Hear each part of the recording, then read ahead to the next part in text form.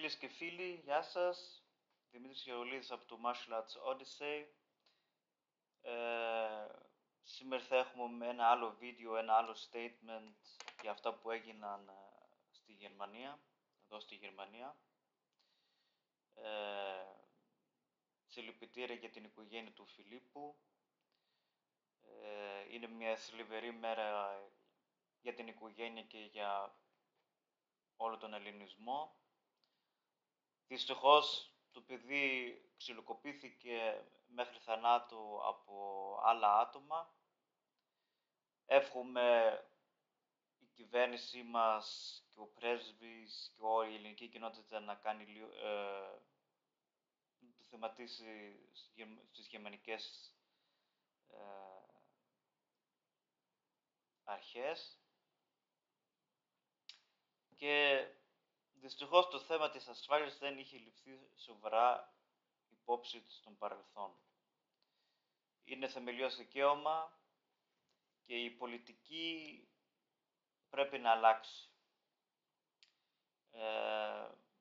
Ένα πολιτικό statement θα το αναβάσω σύντομα και τώρα θέλω να μιλήσω για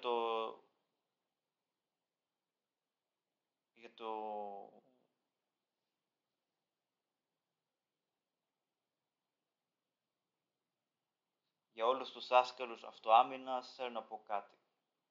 Υπάρχει μερικοί εκεί πέρα που είναι γκουρου, που έχουν το πρώτο Dan, που είναι Ζήφους, Ζήγκουνγκς, γκουρου και όπως όλοι λέγονται, που λένε ότι άμα θα έφτιαχνε λίγο αυτοάμυνα, λίγο προπόνηση, θα μπορούσε να τους νικήσει όλους.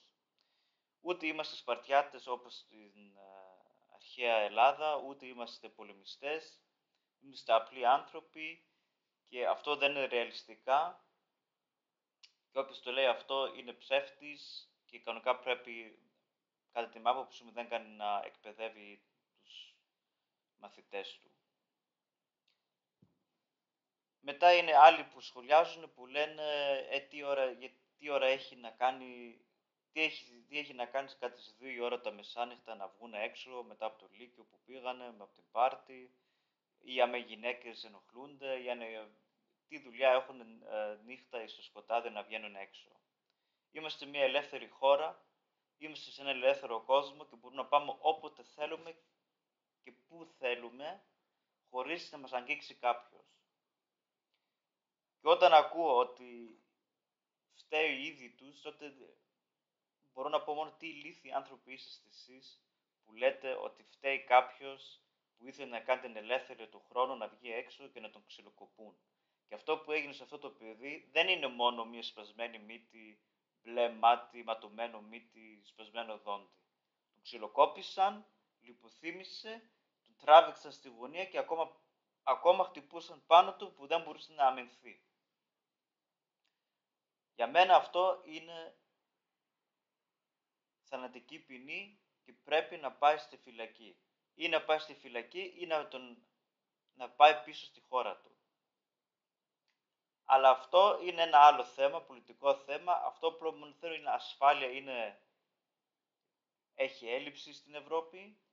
Γι' αυτό εγώ θα προσπαθήσω εδώ στη Γερμανία και στο μέλλον ίσως, άμα πάνε όλα καλά στην Ελλάδα ή στην Κύπρο, να ανοίξω σχολεία αυτοάμυνας που είναι ρεαλιστικά, που είναι από εμπειρία.